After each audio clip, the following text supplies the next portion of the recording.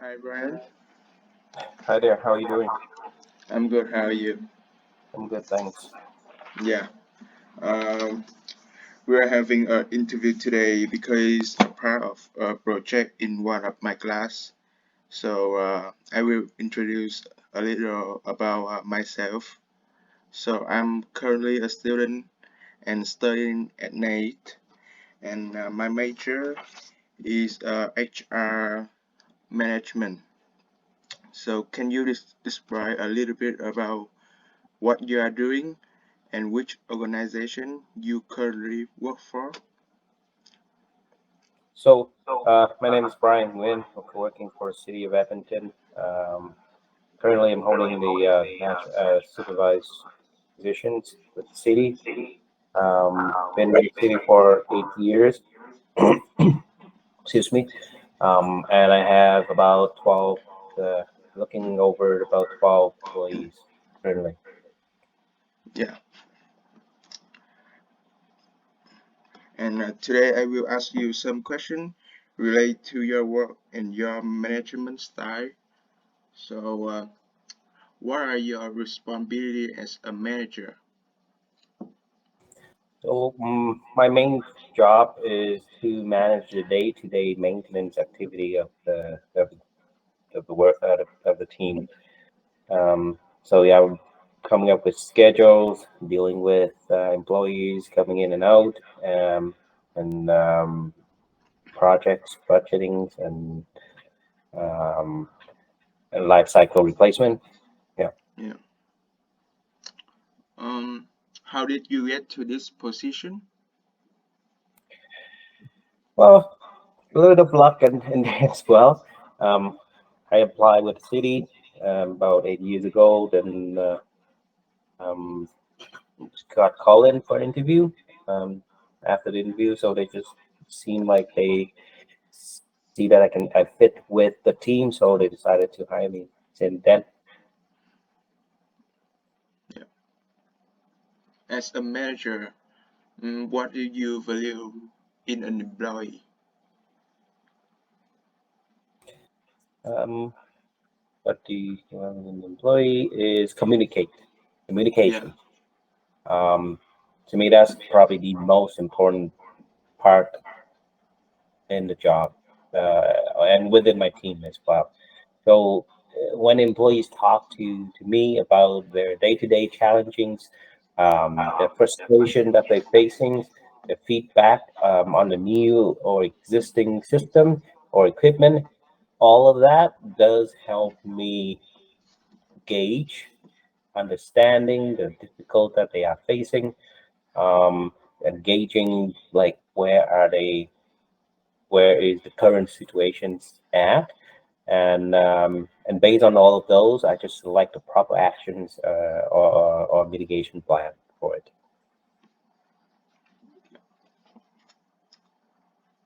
What has changed the most? Sorry. What has changed the most for manager in the past 10 years?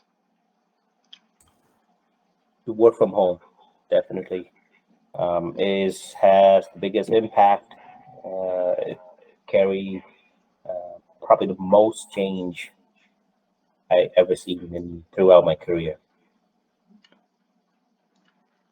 Mm, and what things can make you become a real leader?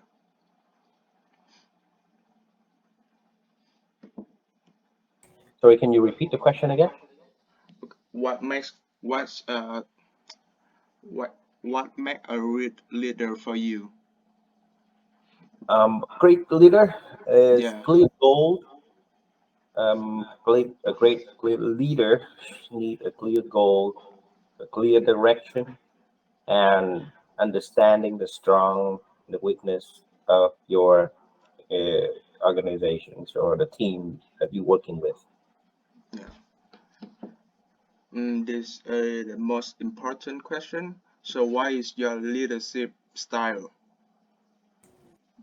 My leadership style is, can summarize it into a sentence, is observing, observing, listening, gathering support data, analyzing them, and then making the decisions. Yeah. Where possible, I'm striving to get to the win-win-win situations. Is always in the aim. Is always the end goal for me. Mm, what is the most challenging aspect of your job and why that? What is the most sorry? Oh, challenging aspect. Yeah. Okay. Um, Probably dealing with budget constraints and job cuts. Um, yeah, during that time, I have to look much deeper into what we do, and things to cut that normally would make the employees happy, right? Bonus, extra benefit, etc. Um, and when those things got cut, normally it will come with the morale. It's going to go down. And adding on top of that, a company goal is staying the same or going up, and it still need to be meet, whatever that goal is.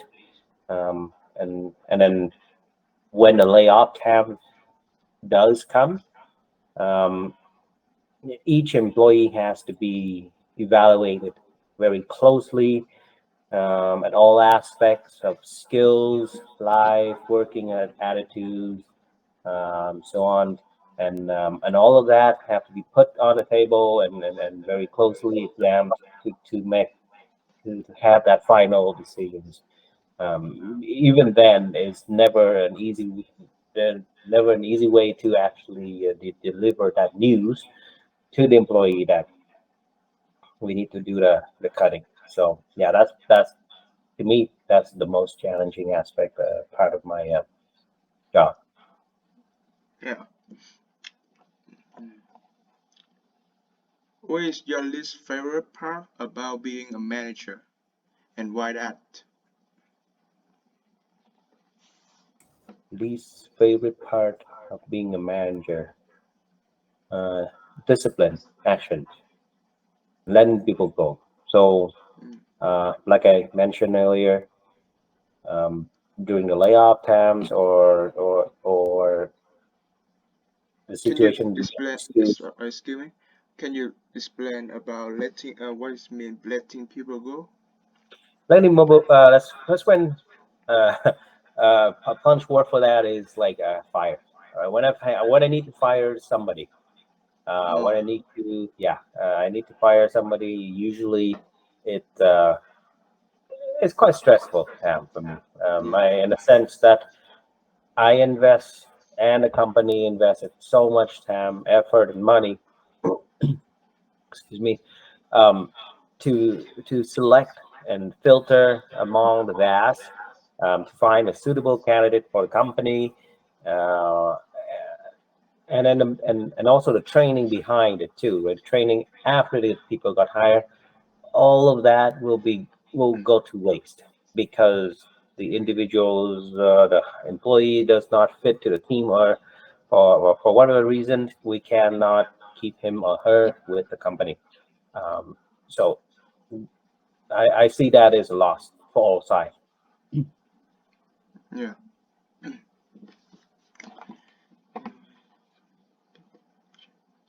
And what do you think is the most important factor in managing people effectively? And can you explain how you have done this in the past? Most important factor for sorry, can you repeat that again? Yeah. What do you think is the most important factor in managing people effectively? And can you explain how you have done in this in the um, past? Being flexibility, that's the word that come in my head, uh, first. So it depends on the type of job, projects, or people. You need to be flexible enough. to change your strategy, your approach, um, uh, from the on the scale of micromanage to a macro management style. Um, each sorry, each of those have a benefit and a disadvantage, this and a pro and a con of its own. So you gotta have to be flexible enough to choose out um, the scenario for that's suitable for those. And oh, and I use Yeah. and please note that I use a scale from micromanage to macro management, and because of that, because there's no perfect spot on that scale. It will always going to be slide back and forth, left and right on that scale. So just want to note that.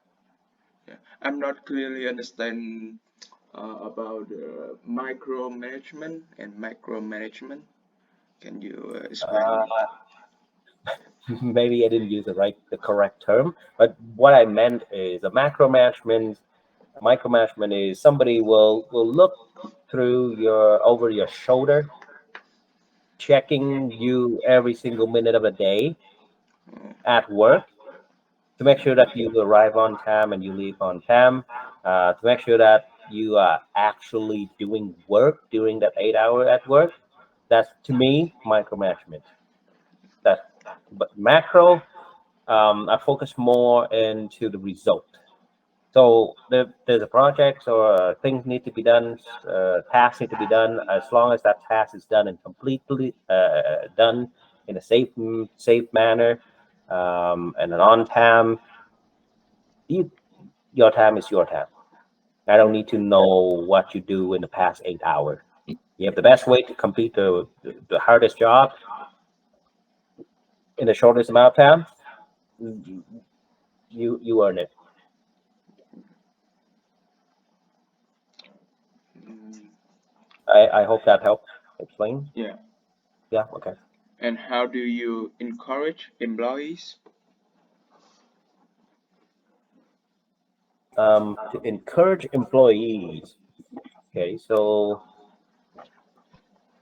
to probably the best, trying to provide them with the best working environment, and that including it's going from sorry, uh, it's from tools to equipment, um, aspect of and to human aspect as well, Yeah. to give them, I guess, like the best possible working environment that the company can provide, Yeah. and it's safe too. And how do you deliver feedback with your employees? Deliver feedback probably in private and in person. Mm.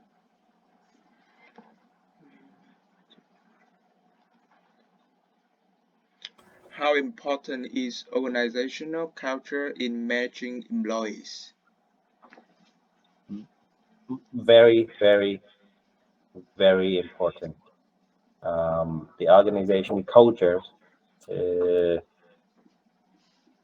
I see it as a invisible guideline, which will help keep the existing employee acting and working in a certain way, and it will also help mold and shape the new hires to fit in with the team, with the current team.